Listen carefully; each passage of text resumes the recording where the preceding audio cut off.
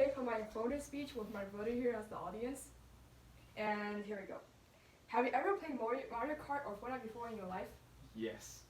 And that means that you are a gamer and have therefore already felt the effects of gaming, whether you have known it or not.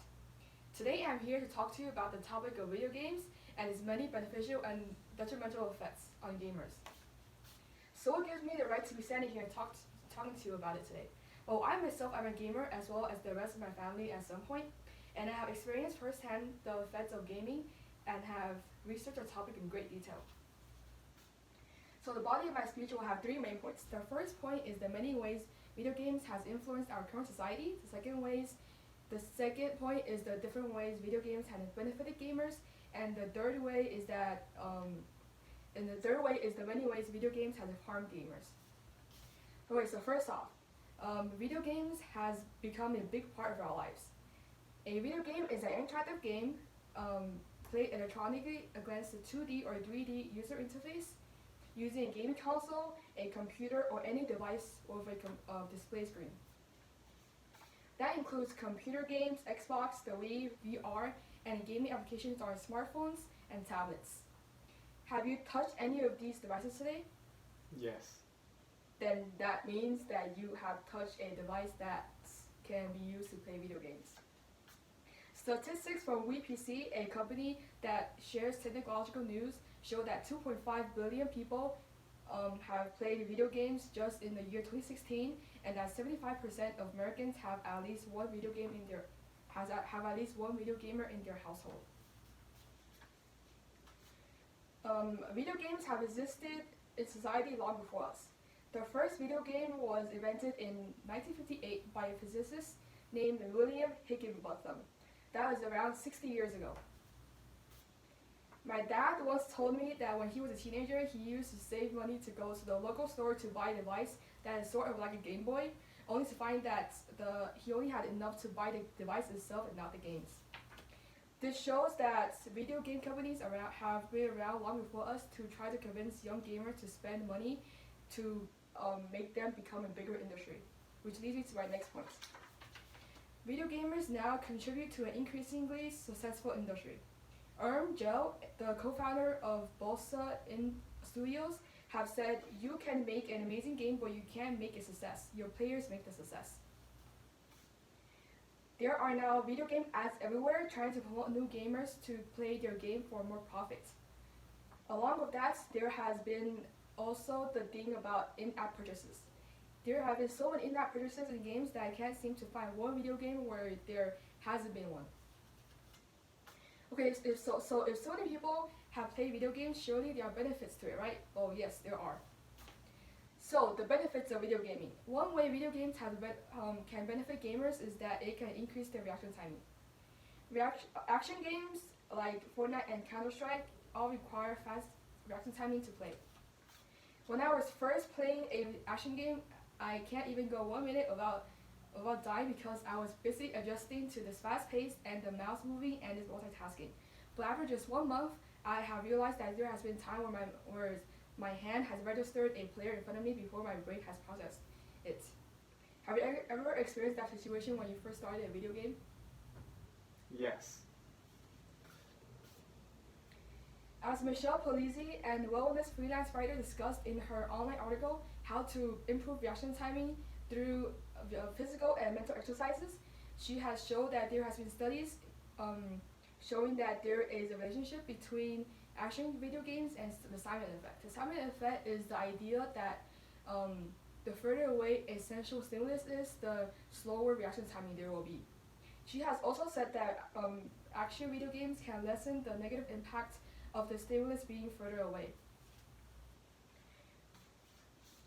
Having a fast reaction time is a good thing for people to have to keep themselves safe, efficient, and successful in careers like professional sports.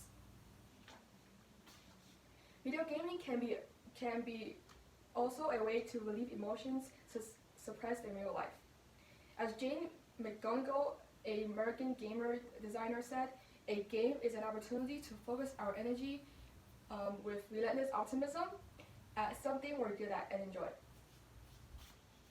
This shows that video gaming can improve self-esteem and confidence, and can just generally create emotions that are opposite of those involved in depression. A third benefit of video gaming is that it can strengthen the brain and improve the quality of life. Statistics from Entertainment Software Organization show that 78% of gamers have claimed that playing video games have been mentally stimulating for them while also simultaneously relieving stress. A study made by Max Planck Institute for Human Development have said that playing video games can increase the size of the brain and can impact the memory, spatial orientation, information organization, and fine motor skills of the gamers. These are skills that are important in a work and school environment. Now that you know how video gaming can be beneficial, I would like to inform you about how video gaming can also be harmful. So, the detriments to video gaming.